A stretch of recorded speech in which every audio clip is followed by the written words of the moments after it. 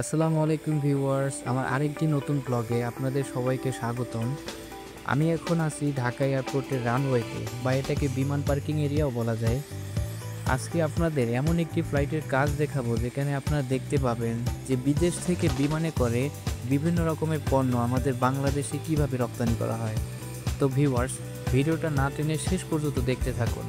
আশা করছি আপনার অবশ্যই ভালো লাগবে। তো আমাদের বিমানটি দেখতে দেখতে চলে আসছে। এটা মূলত ইউএস এর মিলিটারি বেজ একটা এয়ারক্রাফট। এর মধ্যে বিভিন্ন রকমের যন্ত্রপাতি বহন করা হয় এক দেশ থেকে আরেক দেশে পাঠানোর জন্য। তো চলুন সামনে যাওয়া যাক, দেখি আমাদের বিমানটা কাছ থেকে কেমন দেখায়।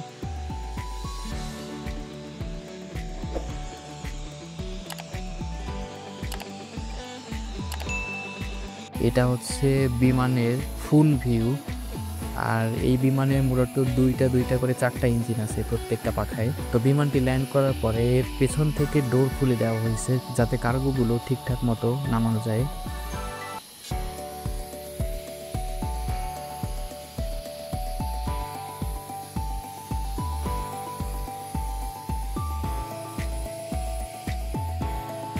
আর এইটা হচ্ছে ঠিক দুপুর বেলায় হজরত শাহজালাল আন্তর্জাতিক বিমানবন্দরে একটা ভিউ আপনারা দেখতে পাচ্ছেন। এটা হচ্ছে বাংলাদেশ বিমান এয়ারলাইন্সের একটা বিমান।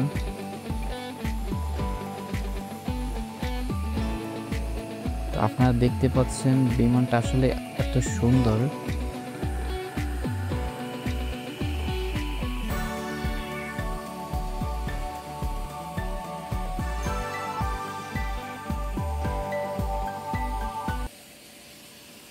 তো এই বিমানটির ম্যাক্সিমাম টেক অফ ওয়েট প্রায় ৭৭,০০০ কেজি।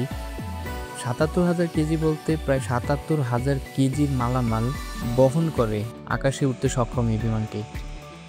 তো বিমানটি মূলত আসছে থাইল্যান্ড থেকে এবং আবার থাইল্যান্ডেই ফিরে যাবে। তো বিমানের কার্গো ডোরটা খুলে দেওয়া হলো। আপনারা দেখতে পাচ্ছেন বিমান থেকে বিভিন্ন রকমের জিনিসপত্র নামানো হচ্ছে। আসলে আমরা শিওর না যে আসলে এর মধ্যে কি আছে। এটা আসলে আমাদের কাছে কোনো ইনফরমেশন থাকে না। তো আপনারা দেখতে থাকুন কিভাবে বিমান থেকে বিভিন্ন রকমের মালামাল নামানো হয়। তো চলুন আমরা একটু কাছ থেকে দেখি যে এই কার্গো বিমানের ভিতরটা কীরকম।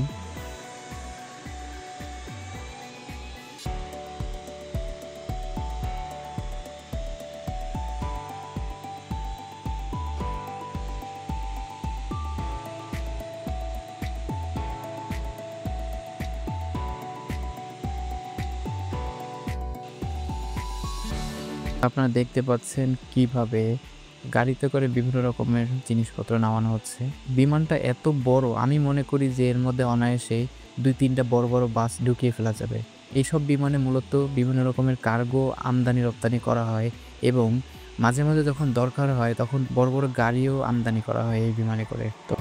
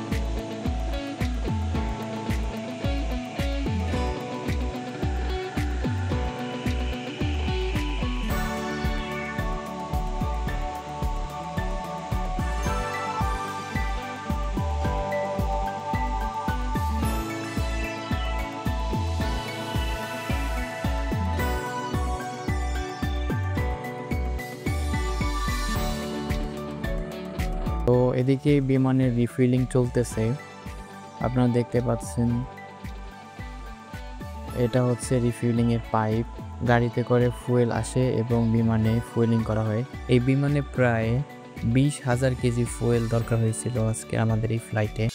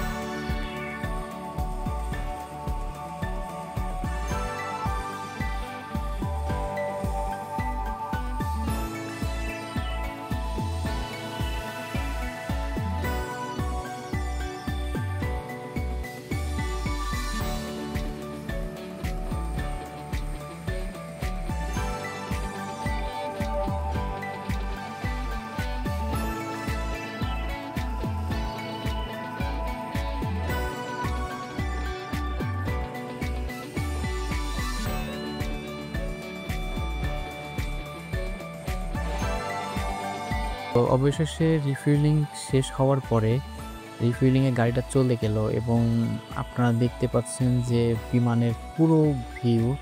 আসলে এটা এত বড় একটা এয়ারক্রাফট যে আসলে পার্কিং করাতে অনেক ঝামেলা হয়েছিল। তো ফুয়েলিং শেষ করার পরে ফুয়েলের গাড়ি চলে গেল। অন্যদিকে প্রায় সকল প্রকার কার্গো নামানো শেষ বিমান থেকে। তো আপনাদের আরও কাছ থেকে দেখানোর চেষ্টা করতেছি, আপনারা দেখেই বুঝতে পারছেন যে আসলে এটা কত বড় একটা প্লেন। তো কার্গো সব নামানোর পরে এখন পেছনের কার্গো ডোরটা ক্লোজ হয়ে যাচ্ছে, একটু পরেই ক্লোজ হয়ে যাবে। তো এই বিমানের ভিতরে যারা ইঞ্জিনিয়ার আছে তারা ওয়েট করতেছে যে আসলে আর কিছু বাকি আছে কিনা।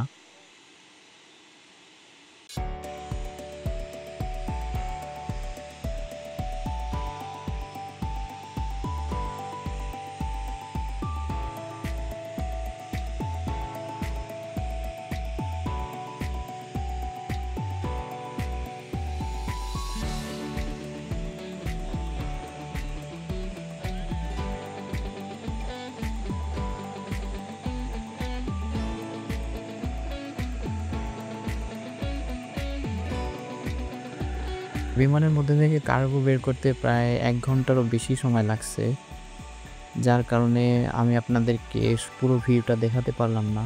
আমাকেও অবশ্য কাজ করতে হয়েছে।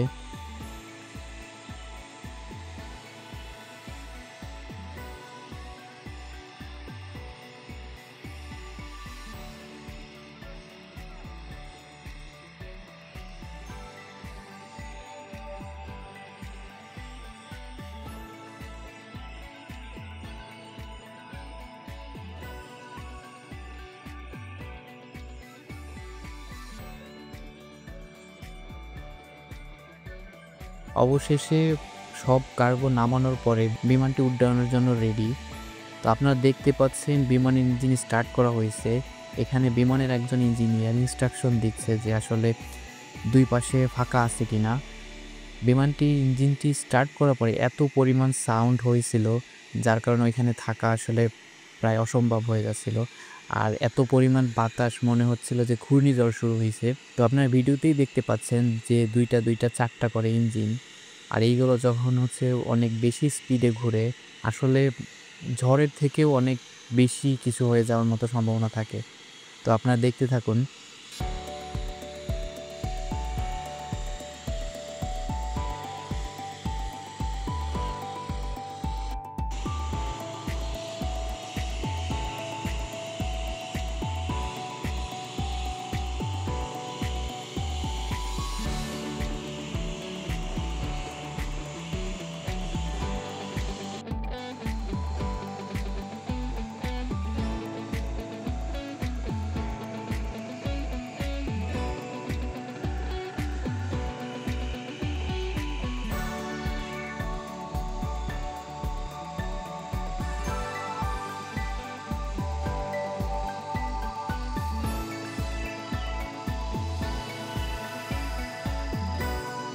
বিমানের ইঞ্জিনিয়ারের ইনস্ট্রাকশন দেওয়া শেষ হওয়ার পরে উনি বিমানের মধ্যে চলে গেলেন এবং বিমানের দরজা বন্ধ হয়ে গেল। তো এখন বিমানটি পিছে ব্যাক করা হবে।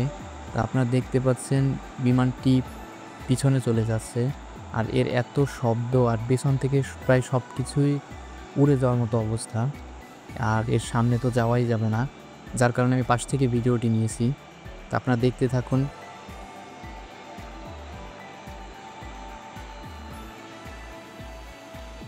ভিউয়ার্স, আপনারা যারা আমার ভিডিওগুলো প্রতিদিন দেখেন, তো ভিডিওগুলো ভালো লাগলে অবশ্যই আপনার মূল্যবান মতামতগুলো ভিডিওর কমেন্ট বক্সে শেয়ার করবেন এবং অবশ্যই ভিডিওতে লাইক করে দিবেন।